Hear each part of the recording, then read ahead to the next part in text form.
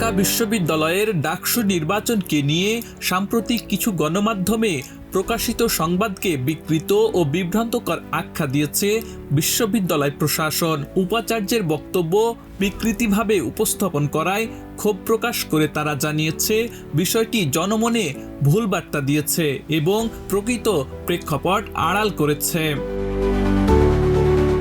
এক বিবৃতিতে বিশ্ববিদ্যালয় প্রশাসন জানায়, উপাচার্য অধ্যাপক ডক্টর নিয়াজ আহমেদ খানের বক্তব্য বিকৃতিভাবে প্রকাশ করায় প্রতিবাদ জানানো হয়েছে।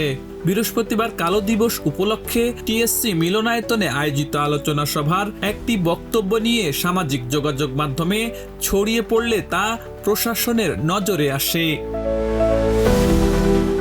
কিছু গণমাধ্যম ডাকসু নির্বাচন বাধাগ্রস্ত হলে দায়িত্ব ছেড়ে সব বলে দেব ঢাবিভিসি শিরোনামে সংবাদ প্রকাশ করে, যা বাস্তবে বক্তব্যের সাথে বিকৃতি বলে দাবি করেছে বিশ্ববিদ্যালয় প্রশাসন।